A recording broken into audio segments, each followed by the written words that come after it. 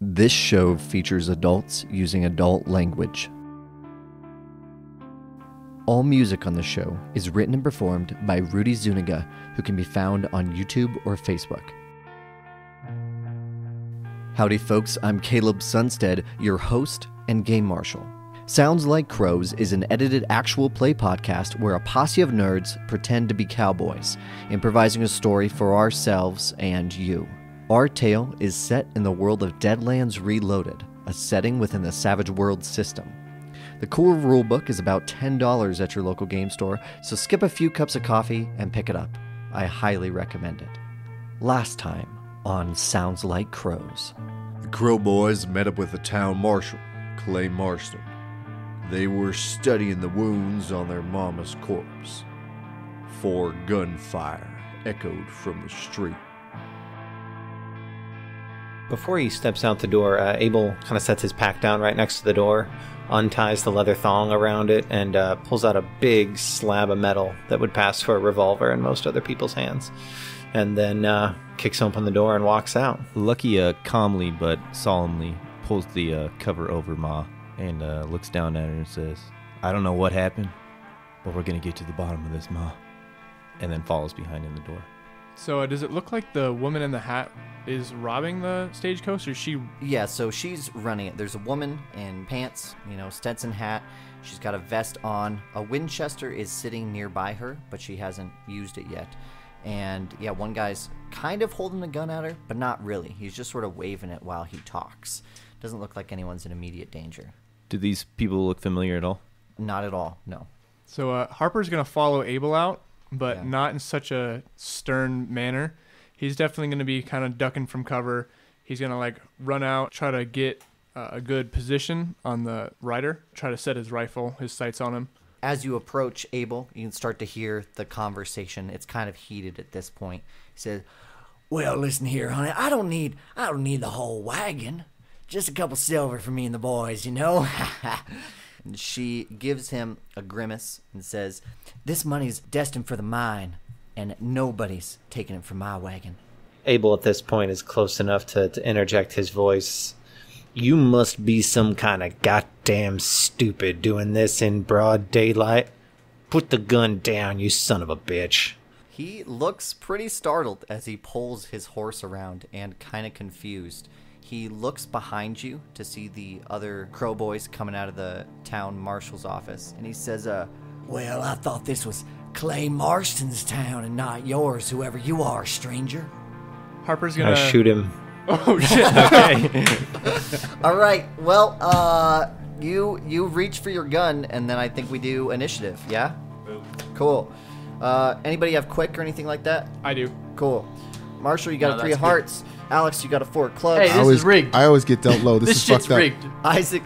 Isaac Abel, you got a 7 of hearts.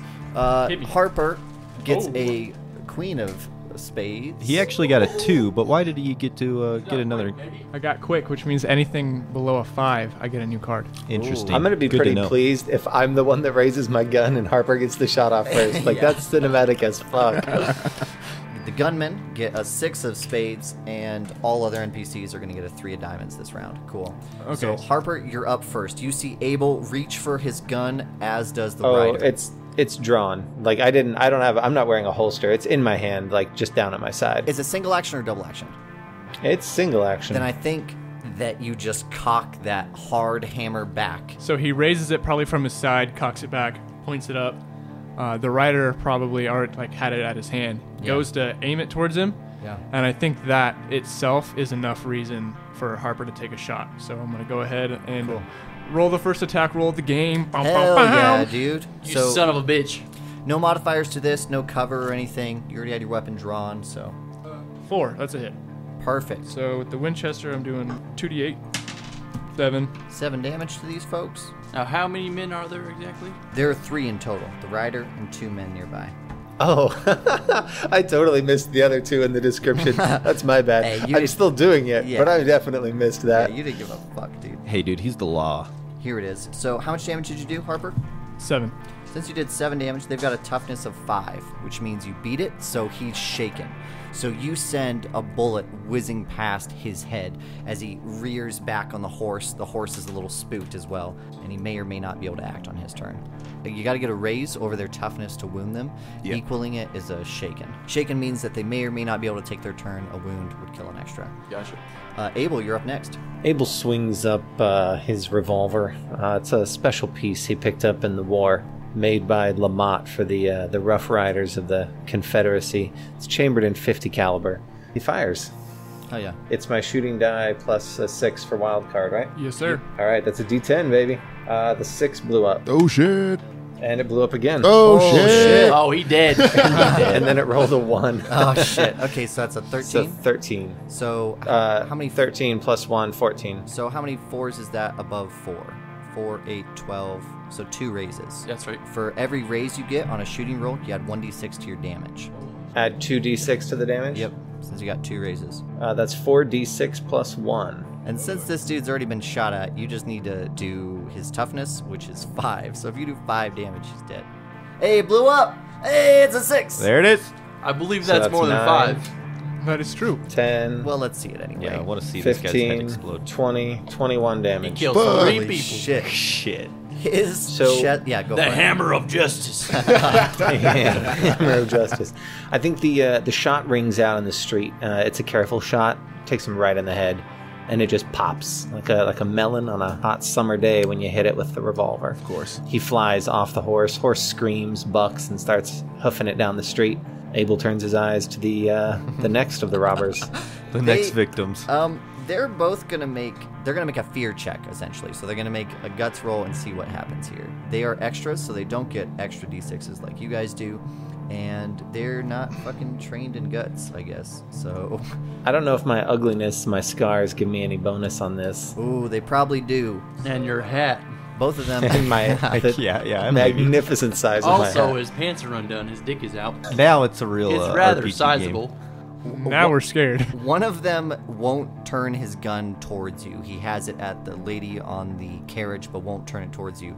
And the other one just straight up drops his gun and takes a step back and says, "Listen, partner, we don't want no trouble, okay? We didn't want to come to this. We just wanted a little money for the road, okay?" What you want does not factor into what will happen next. Oh shit! I reckon you best put your hands in the air, or you're gonna find a shot landing in your back. The one that's pointing at the carriage rider does not move his gun, and Lucky, it's your turn. Like he just sort of whispers to himself, "My brothers are so badass."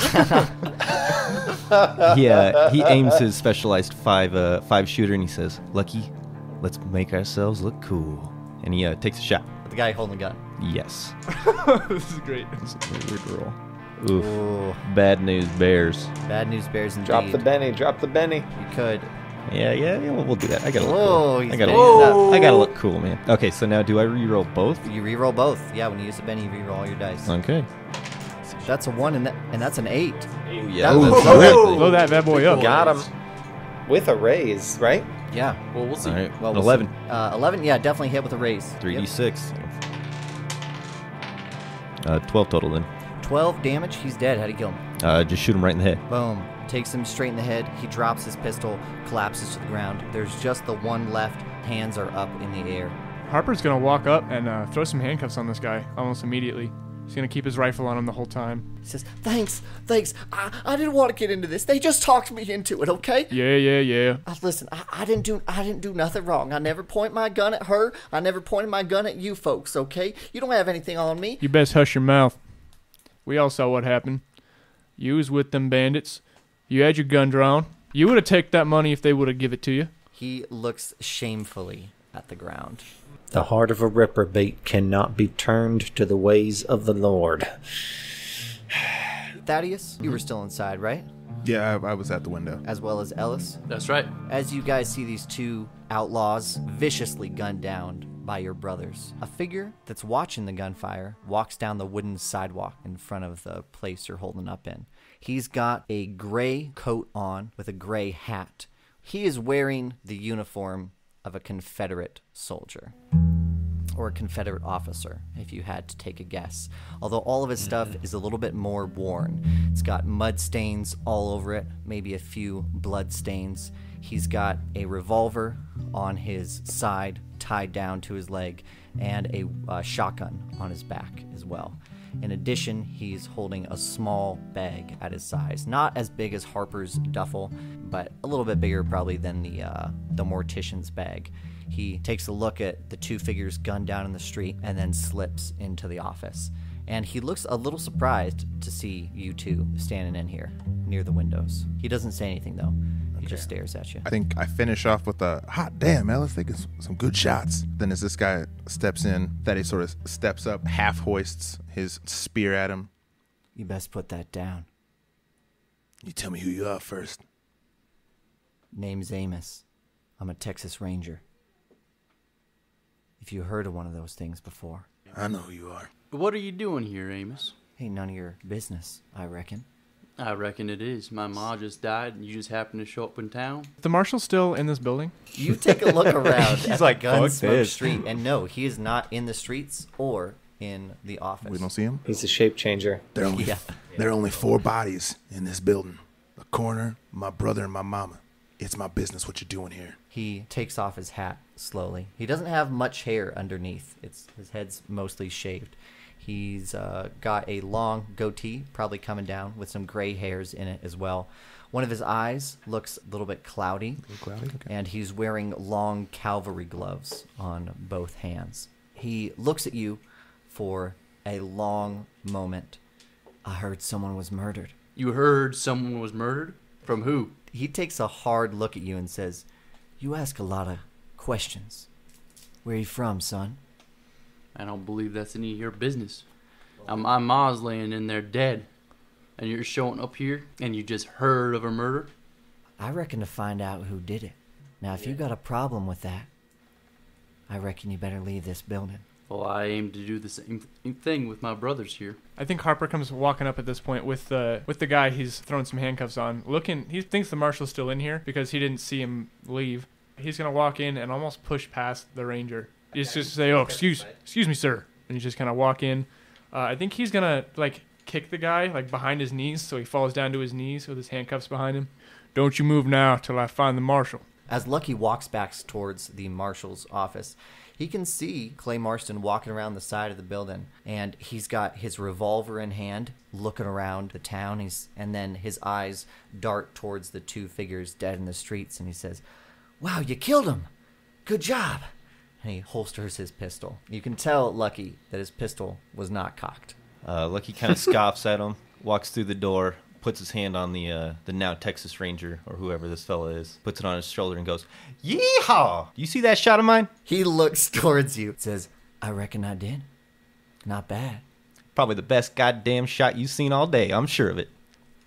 I ain't seen but 2. Lucky then starts peering around the room and sees the tension's a lot heavier than he imagined. Yeah, Thaddeus is dropping his spear as Harper comes in. Good shooting there, Harper. Well, honestly, I didn't reckon we was going to be shooting him down just yet. I thought that second boy was going to have himself a chance to surrender. Well, you can't say they didn't deserve it. Lucky looks back in the street at Abel and says, "Well, the law decided." I suppose. Harper turns to the Texas Ranger. "Can we help you, friend?" I reckon you can let me look at your ma. I know it's hard, losing family." And he looks straight at Ellis. He says, "This is my job. I have no need to explain myself to you."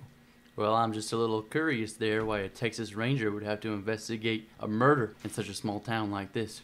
"A ranger." He kind of looks him over, kind of nods a bit, says, "You got your badge?" He smiles, unbuttons his entire coat, takes about a good 5 seconds, pulls it open, and pulls out the shiny badge of a Texas Ranger. Or at least it would be shiny if not for the dirt that was covering it. Do you really need to see the badge there, Harper? Look at him. Hey, you never know. Lucky kind of pulls his hand off his shoulder, looking mighty embarrassed at this point. Harper's going to take off his hat and kind of nod to him. "Well, sir, I found some things myself you might find interesting. If you can help us find the man who done this to our ma, I reckon I invite your help. He nods. Though, it is mighty suspect that you just showed up out of the blue, but I'm sure we can discuss that later." You were right to ask for the badge. And as far as my reason for being here, I haven't been entirely honest. I have been tracking someone across Texas and now into Colorado, and I believe they may have been the person that killed your ma. Outside on the streets, the silence that now kind of rolls through the town has brought people back out of their houses and out of their storefronts, looking out, and they see yet again tail end of a few crows walking into the marshal's office, a few dead bodies lying on the street, and another crow walking between them. Abel approaches the first body, the one of the man that he shot, and while he passes the wagon, he looks up at the driver. "Ma'am, are you all right?" I am, and I do thank you for asking. Always want to check on the fairer sex. Mm-hmm. He leans down kind of distractedly and starts rifling through the body. He starts getting real creepy. Does he wink at this corpse? No, he does not. No, that's not. Her brow has a confused furrow, and she says, I was just in town to check in with the town marshal before I headed up to the mine and gave him this month's payroll. These boys stopped me first. He stands up and turns back to her. "Ma'am, that's a little hard to believe. There's got to be more than money that gets men to try and rob someone in mid-daylight in the middle of town." Well, sir, if you don't mind me saying, I reckon you don't know much about this town. Now, them boys, not them specifically, but all that run in their crew, they have tried many a time to solicit money off my wagon, and in the Lord's truth, I must say, I have given in a few times. He raises his eyebrows. I have given in a few times to their requests of money. The town marshal, Clay Marston, has given no regards to my comments on the matter, seeing as these boys, they run with his sons. Ah. I understand. And if you do not mind me saying, sir, I do not appreciate your presumptions of my integrity.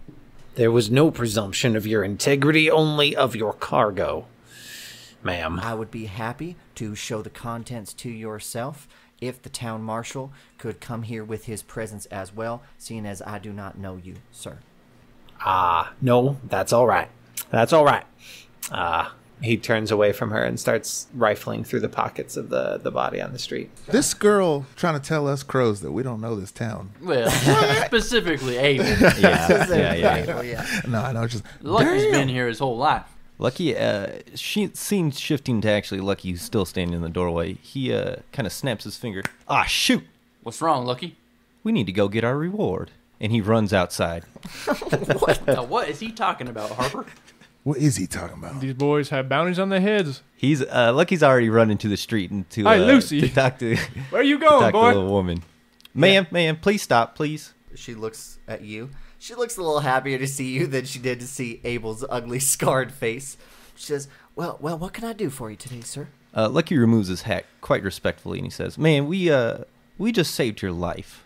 I think, I don't mean to presume, but perhaps we are in due of a little compensation." Do you want to make a persuasion roll at -2 for the ludicrous nature of that respect? You can't add your charisma to that roll, though, if you do have a modifier.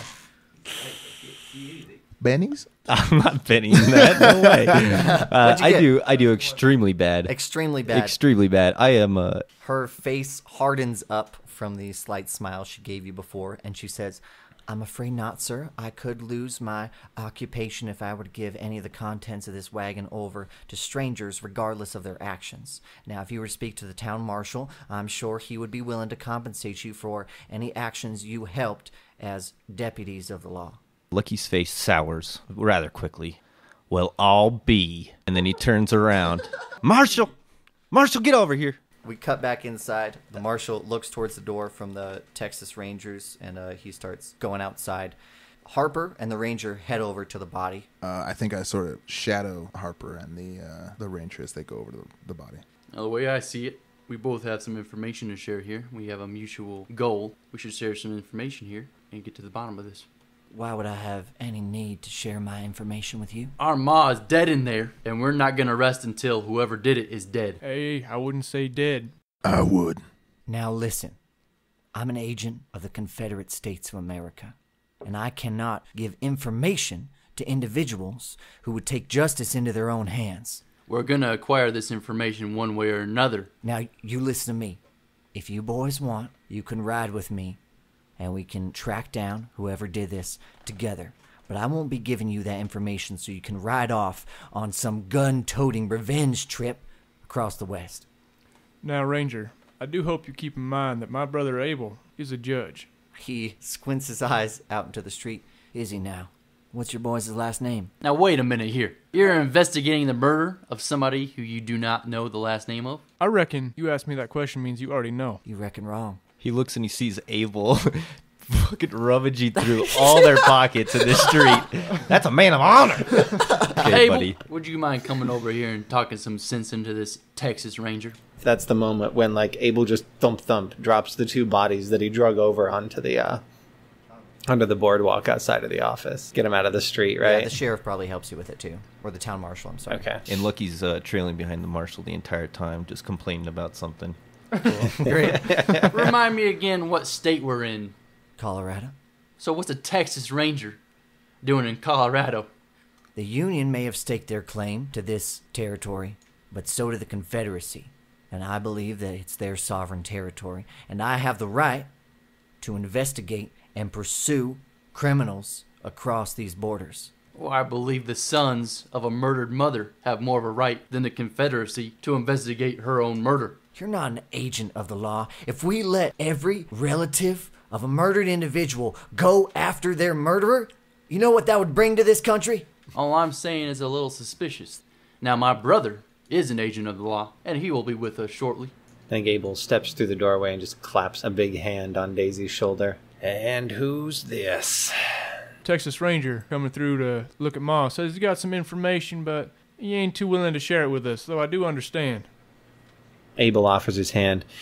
Pleased to meet you, Captain. Abel Crowe. I served with the Rough Riders. Amos extends his hand and nods. Pleasure to meet you as well. They were a good troop. They were? Till a few of them got wind of too much gold. A lot of bad folk doesn't mean a bad army. What I was trying to explain to your hot-headed brother is that I would be happy to help in the apprehension of your mother's murderer. But I need your help first. At the mention of hot-headed brother, Abel grins widely. Grins widely over at him. Fair enough. And what are you asking of us?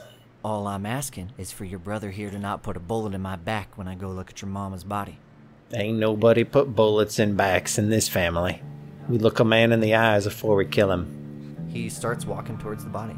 Harper walks with him, kind of starts giving him all the details of things that he's found and like the layout of how he found things out at the ranch. This is where I found the rifle, found some blood, found a chip in the door. He nods and says, "What about the noose that hung her? You just pull her down or you cut her down?" Do believe my brother cut her down. And where's the piece you cut off? Still back at the ranch, I reckon. He looks kind of upset about that. He goes, "Fine, show me the cut on her back." He rolls her over. Doesn't look like it cut her skin none, but it did tear up her cloak a bit. He feels it a little bit and looks in close, and I think Harper is the only one that hears him say, "That's pretty damn sharp." Pulls back a little bit. Says, "All right, if you boys want to help me track down this murder, I guess there's no harm in that. But you got to let me take him in." Yeah, all right. Looks to his brothers. What makes you so sure it's one man? He goes by the name Jed Bulldog. He's been ripping and tearing his way through South Style, all right? Ripping and tearing. And I like it. Ripping and tearing. He's been ripping and tearing. Leave it in there. Leave it in there. He's been ripping and tearing his way through Texas on a string of murders and now up into Colorado. And I have reason to believe that he's headed down southwest next. What motive does he have? Honestly, I don't have that bit together yet. Now, is this the man worth 10,000? I do believe it was 80. 80,000? 80,000 my ass. I believe both of you are in error. He's got a simple reward of $2,000 on his head. However, I'm in this for more personal reasons. Well, he kind of looks around the room. Ain't we all? When's your ma's funeral? Reckon tomorrow the mortician can make it go down. The mortician nods, kind of upset in the corner.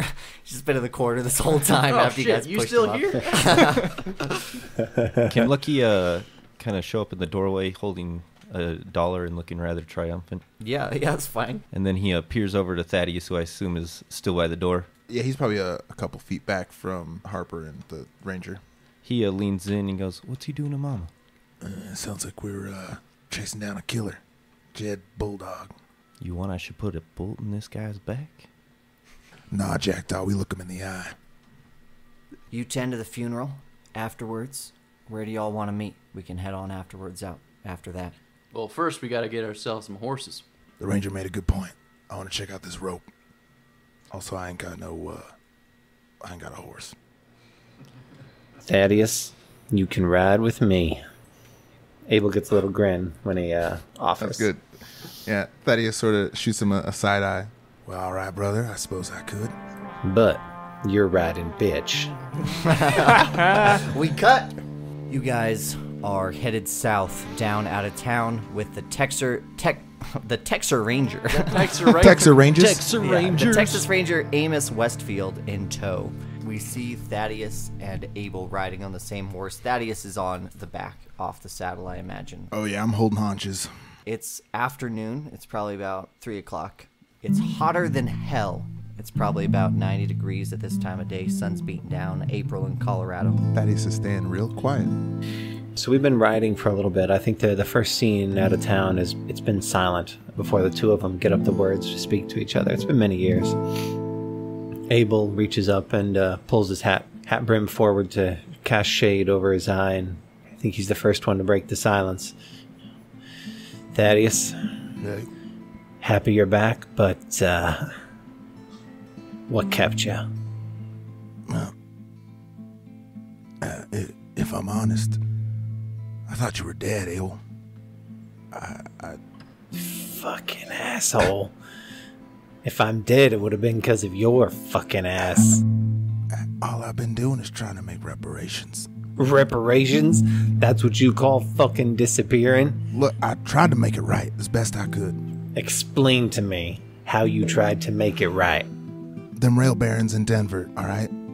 There was going to be a lot of money there. If I had just been able to find a nice vein, I could have sent so much back to Mama, and things would have been right. Okay? Well, how'd that go, Thaddeus? You find a nice rich vein? Well, Abel, I think considering that you hadn't seen me since, obviously the answer is no. But I did try. I got a little deeper into it, and yeah, I prefer really not to talk about it right now. Well, Ma did always say you took after Pa. Abel falls silent again. I did the best I could, Abel. I'm sorry. You guys crest the ridge to the ranch. The fence is ill-repaired at this point. Only Lucky is taking care of it, and Lucky didn't really take care of the fence. You guys head up to the gate and start heading down that trail to the house and the barn. Again, it's about 4:30 in the afternoon by the time you guys arrive. You pull up to the barn and jump off your horses and head inside. Harper goes in first, followed closely by Ranger Amos Westfield. Third is Lucky, and as you guys enter, Amos says, what'd you say your name was? And he points to Lucky. Lucky points to himself, kind of shocked. Oh, me? Lucky. Lucky Crowe. So where's this rope you cut her down with? Lucky kind of just points in the corner to a very crudely cut piece of rope. Amos heads on over to it and inspects it, and he leaves the 5 brothers standing in the center of the barn, staring at that pool of blood and that cut rope. Harper refuses to look at the pool of blood any longer. He spends some time over with some of the horses that are still in the stalls. I think most of us kind of just stay in there, and there's like a shot of the brothers just standing there in silence as they stare at the kind of crimson. Oh, Lucky, you don't know anybody who would want to do Ma any harm, do you? You know Ma. Who would want to do her harm? So this is just completely random, huh? Hell if I know. I guess that's why we had this bastard with us. That's a little suspicious, don't you think? He just shows up out of the blue. Honestly, Alice, I don't know what to think anymore. It takes a lot to get a Texas Ranger coming out here. Higher than the sheriffs. Higher than the U.S. Marshals. Confederate Marshals. Texas Ranger's on that 4th level. I agree with Thaddeus there. I mean, why can't we just be thankful that we have someone of that high caliber with us? 'Cause I don't trust it, Lucky.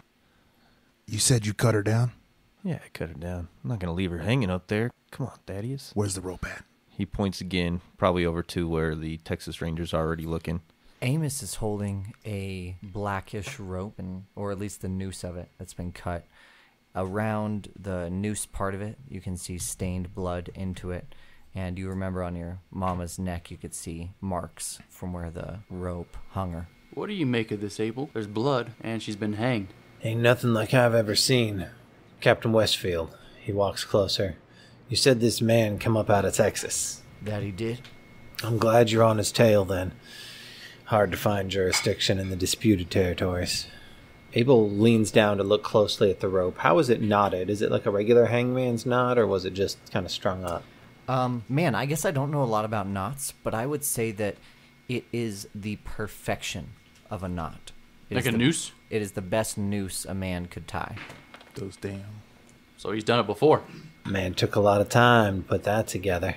Or he's had a lot of experience. Amos stares hard at the noose that's cut off and then just throws it in the corner and says, I don't think there's anything to it, boys. We're hot on his trail, and we don't need to spend any more time looking at your mama's dead. You boys don't need to get worked up about this. We're going to find this killer, and we're going to bring him to justice. Now, why would a run-of-the-mill outlaw know how to tie a noose that well? He shrugs. Some say it was his signature. That's how he killed all those folks, all the way from Texas up to here. He'd shoot them, watch them run, and then he'd hang them and watch them bleed. Lucky kind of like, as like a nervous tick, keeps cocking and uncocking his gun. I think that statement from the ranger, Harper loses his cool for the first time, punches one of the stables just straight on, just right into the door. He just kind of like storms out of the barn. As they're all talking about that, he saw the ranger toss the noose aside, and he actually walks over and produces a deck of cards that he starts cutting and shuffling in one hand. And he reaches down, picks up the noose, concentrates on it for a little bit, and he starts flicking cards and, sort of putting them in his hand next to the noose. He's casting a spell. He's going to try to draw a hand and get a hunch as to what had happened. I got a 5, so the magic works, but I didn't get any raises. Perfect. Do you want to read it for me? So assuming the hex is successful, the caster gets a vision, a feeling, insight, or hunch about some event that happened in the target object or person's past. You close your eyes. The whole barn is kind of covered in hay. When you were boys, you replaced it every night. No telling how often Mama and Lucky do it now. It's probably not too fond of the chores. The whole ground is covered. That's the first thing you see. You see the hay, and then you see your mama's boots run into frame. As the camera pans up, you can see Meadow Crowe. She's a fiery woman with determination in her eye. Her left leg is bleeding, and she looks terrified as she looks to the barn door. She moves to one of the stalls and grabs a rake, swinging it wildly at a figure approaching, screaming, "Get away from me! Get away from me!" That's when you see her get slapped in the face hard by a gloved hand, and she falls to the ground.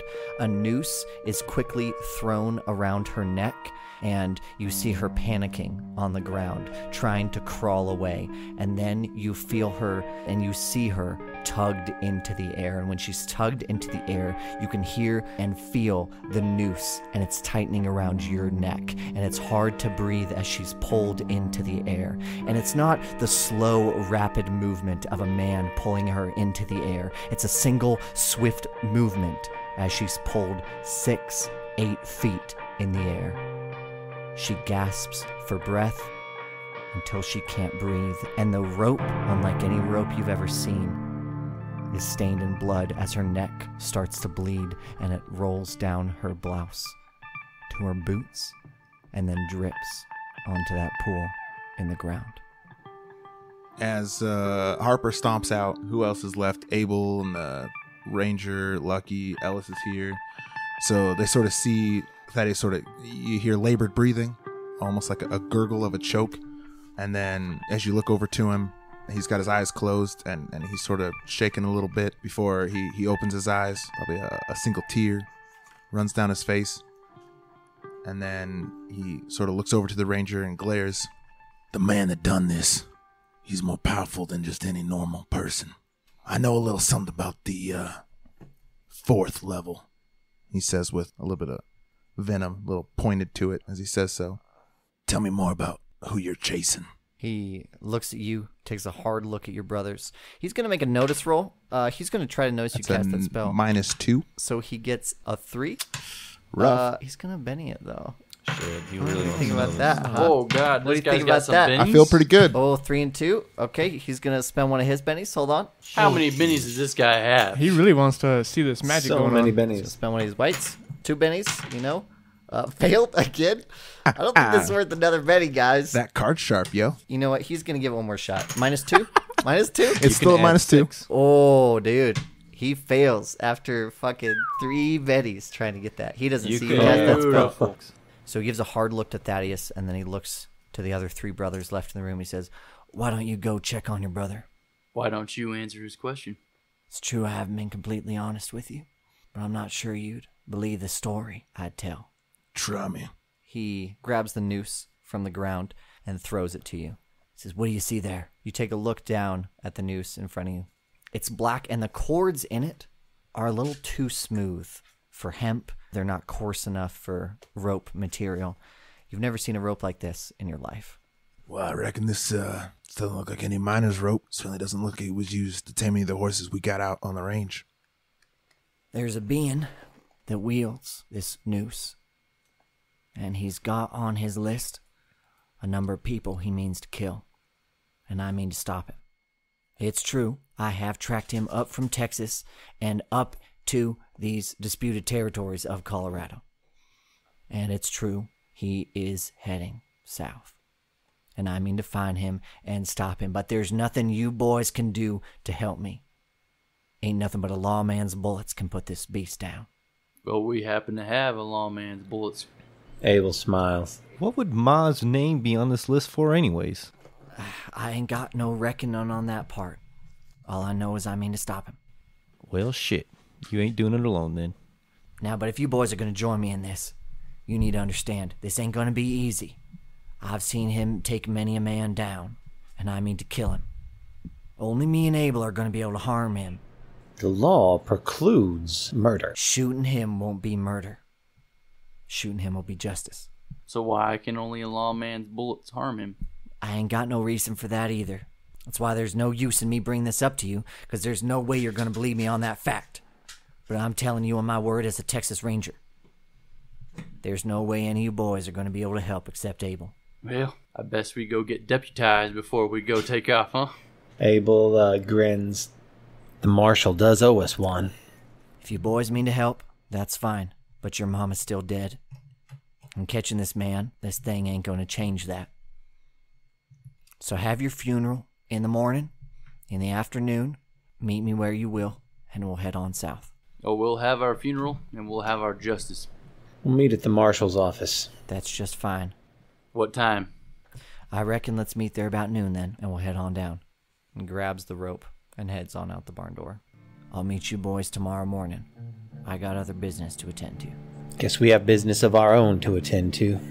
As everybody's walking out, they kind of have to pass Harper, who's sitting like right outside the door, just like right on the ground, leaning up against the barn with his hat off. It's obvious that he's been crying, but as everybody walks out, he turns his face away, kind of ashamed, wipes his tears away. There's nothing you could have done, Harper. He just gives a long sigh, kind of forces himself to stand up, and forces a smile. Lucky kind of cuts in and is already walking through the main door to the house and is kind of turns back and says, "Come on, Harp. I'm making your favorite, steak and taters." Yeah, all right. You say steak? Taters sound delicious. Lucky does a real gold grin and then kind of waves everyone in. I'd like to cut to the dinner table, Yep. right? Eating Definitely. that buffalo steak. Yeah, so you guys all head table. inside where Lucky's cooking. Yeah, definitely. What are you cooking on, Lucky?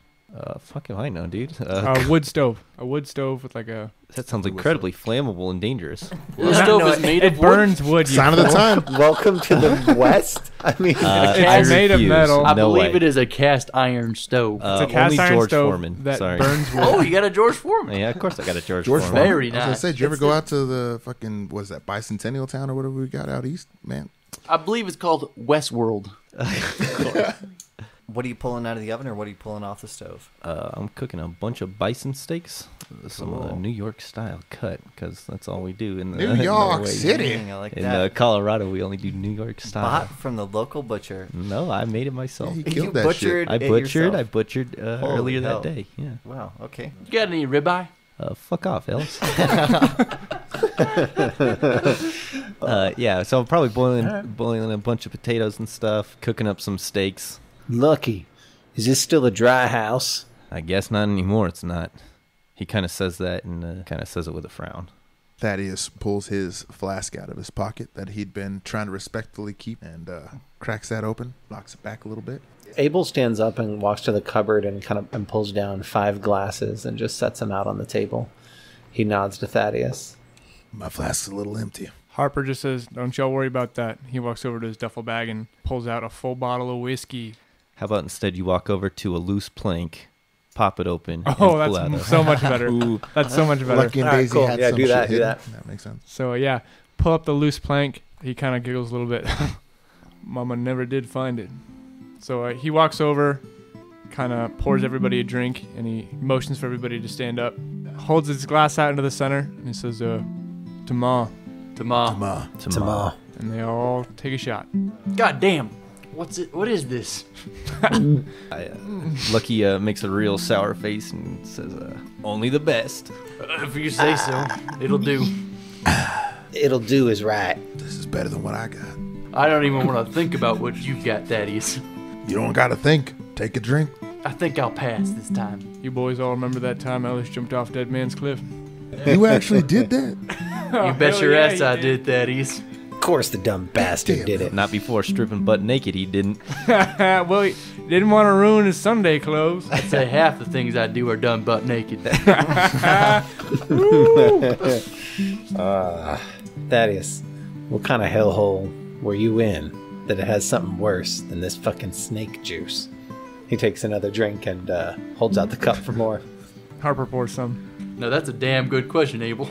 Well, there aren't necessarily any upstanding distilleries out in Leadville, and there sure as shit ain't any west of Deadwood if it's been distilled properly. I don't care about flavor. The stove starts burning. There's a lot of smoke coming from it. Oh, shit! Don't you burn my steak. Lucky runs back to the stove. That better be medium rare, Lucky. Hey, the char just means it's got extra flavor. The fire that's going on, so some of the grease has poured down into one of the burners. Fuck, they don't have burners, do they? Not really. It's just a fucking flat top. Yeah, it's a fire underneath. I think I remember now. Don't they just like pop open the side of it and you Yeah. just shovel Put in wood wood in there, and then on the close top is it? just a Yeah. flat.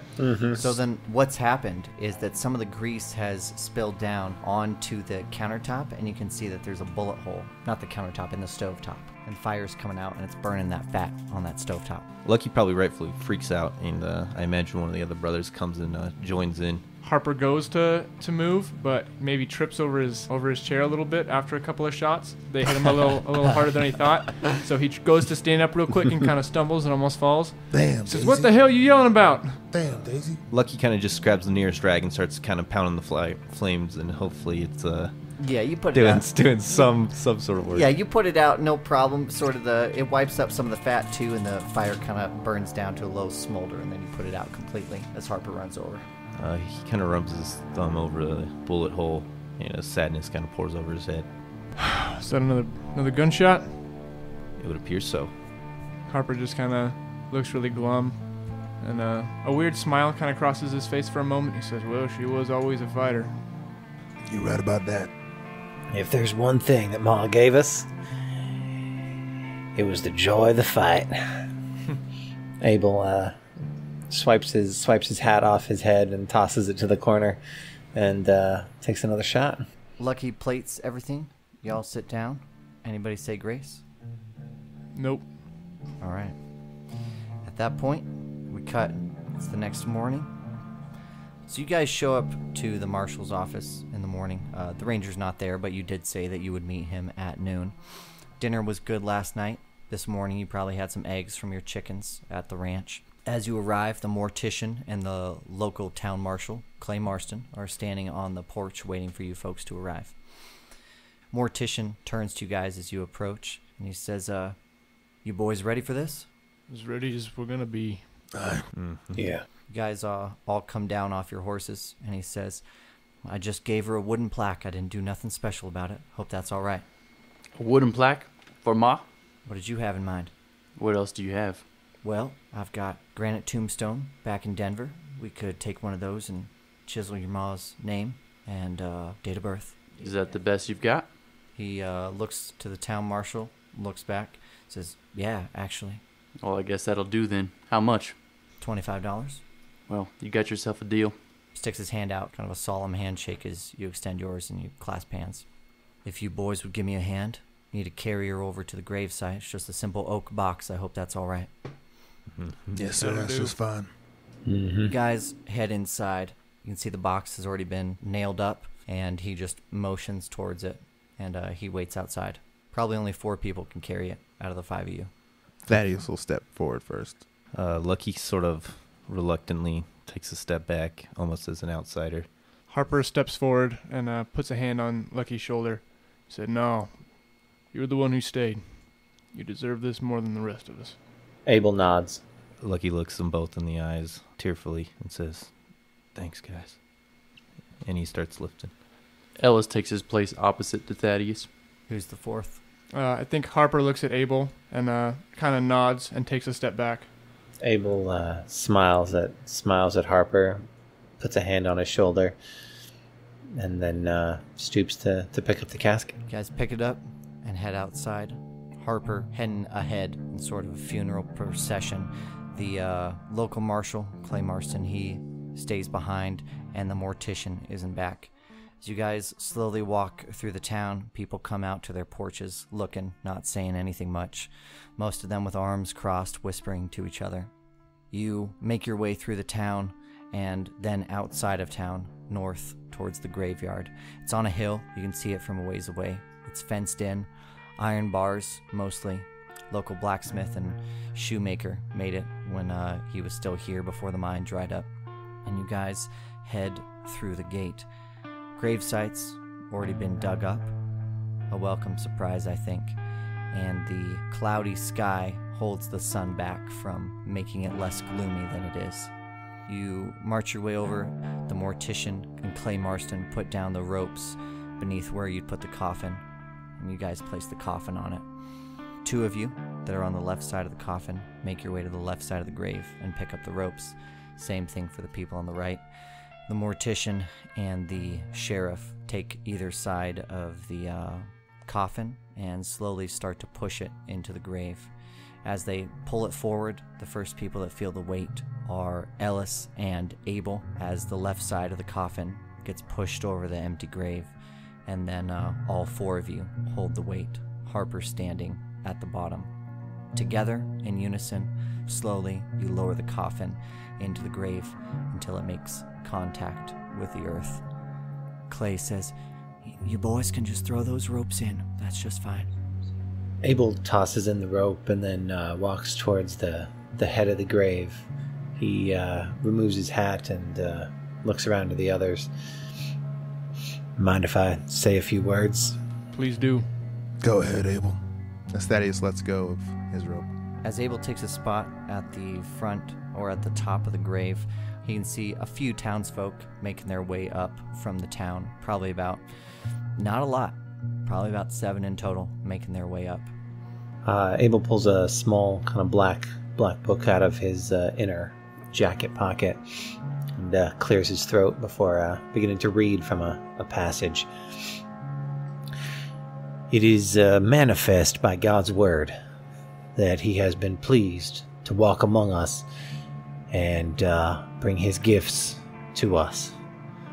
Meadow Crowe was a gift from God to this earth. And when she walked, his faith and love walked with us as well. Now we freely and solemnly do consecrate her to God and pray that her eternal soul finds peace in another life. Amen. Amen. Amen. Amen. Harper steps forward, and from underneath his poncho, he pulls out a full bouquet of daisies that he kind of kneels down and drops into the grave. They always were her favorite. Thaddeus wells up a little bit at that. Lucky's hat is tipped over to cover his face, but a tear hits the ground. Behind the 7 townsfolk making their way up that lonely hill are 2 horsed riders, followed by 4 horsed riders, and they gallop their way past the townsfolk and up towards the gated area. The townsfolk stop as they pass by and make their way back down towards the town. Riding up ahead are 2 figures, Cole and Eugene Marston, along with a band of figures I don't think any of you boys recognize. As they ride up, they pull their horses kind of taut. Cole speaks first, says, "You boys burying your mama today or what?" I thought I told you to stay away from here. "It's more my town than yours, Ellis, ain't it? Shoot, you left a long time ago, boy. I've been here the whole time." Last I checked, this was my ma that's getting buried, not yours. "Well, that's true. But last thing I checked, it was my pa that was this town's marshal. Ain't that true?" Lucky steps in front of Ellis, kind of like to calm him down. "What do you want, Cole? We don't want any trouble today." He takes off his hat very sarcastically. "Oh, I just came to pay my respects there, Lucky." Harper stands up from his kneel position, turns around, and from his childhood you would recognize this look as a look that Harper only has when he is set out to hurt you. Says, "You disrespect this funeral one more time." Now, look, Harper. My brother, he makes his jokes and he pokes his fun, but in all honesty, we did respect your mama. "We did respect your mama." Clay Marston steps forward and he says, "I'm sure my boys don't mean you folks any harm, okay? Now, they have just as much right to be here as you boys. Now, I'd appreciate for Meadow's sake if we could all just pull it together and keep our faces straight. You know, no need for any violence here." Cole straightens up, smiles at his dad's comment, and says, "Shoot, yeah, I didn't mean no harm. You the ones that done all that harm running away like you did. Shoot, if I was your ma, I would kill myself too." Cole, Ellis, now come on now. Ellis looks over at Abel. Abel is steely-jawed, like teeth clenched, hat still in his left hand, Bible still in the right. He's fighting something back real hard. Lucky tips his hat that was down. He tips it up. He looks Cole right in the eyes. "What are you doing about 1 p.m. today?" "Well, shoot, I was planning to grab lunch with my brother after this here funeral, but what did you have in their mind there, Lucky?" "We meet in front of Marshall's, and we settle this once and for all." Cole smiles, says, "Well, that's just about fine. That's fine with me. Now, if you don't mind, I'm going to pay my respects to your mama." As a matter of fact, I do mind. He jumps off his horse, landing hard on the ground, straightens his wide-brimmed hat, takes a step towards the grave. He says, "Now, I don't mean no harm, Ellis, the way I seen it.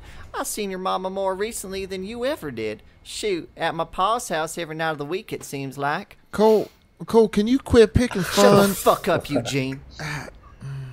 All right. Now, you listen here, Ellis. I'm Cole fucking Marston. Who fuck are you? Bunch of goddamn crows rolling back into town acting like you own the place. Now, that may have flied when you were kids, but I'll tell you what. You boys ain't amount to nothing. And your mom never did either. Ain't amount Hey, to Marshall, nothing. you're going to want to shut your boy up before I put a bullet in him. Hold it. I called him already. If he don't shut his mouth. Abel steps forward and puts like a calming hand on Daisy's chest, like not pushing him back, but just gently, like. Town Marshal Clay Marston tries to step in front of everyone and says, Now calm down, boys. There's no need for any of this, okay?" Harper points at the marshal. "You say you loved her, and you're going to let your son disrespect her like that at her funeral?" "You don't talk to my pa that way. You hear me, Daisy?" You know why they call me Daisy? "Why's that?" I left more than 10 men pushing him up. Cole smiles. "Now listen, I'm going to pay my respects to your mama. You hear me? And you're going to stand there, and you're going to watch." He takes a step forward towards the grave, unbuttons his coat. I want to position myself between him and the grave. Thaddeus will walk over. So will to Harper. Ellis, too. He unbuttons his coat as Harper and Ellis step in front. Thaddeus by the side, or where? Yeah. Thaddeus is stepping opposite Harper. Great. So it's literally Ellis on the left, Harper in the middle, Thaddeus on the right. Yeah. As Cole approaches, Eugene is still in the saddle of his horse. You got a problem with me paying my respects to such a fine woman? I don't believe a person like you has any respect to give. I'm not sure I want to wait until 1 o'clock. Lucky instinctively goes to the gun on his left, but he doesn't have it. Should because I he go wouldn't and bring his steel to his mom's funeral. Should I go fetch the Undertaker and have him dig another grave? For you and me, Ellis. I guess that's to be decided, isn't it? 1 o'clock? 1 o'clock. 1 o'clock. Let's go, Eugene. And he Up. takes a few steps back, All right, cool. hops on his horse, and they ride out back south towards town.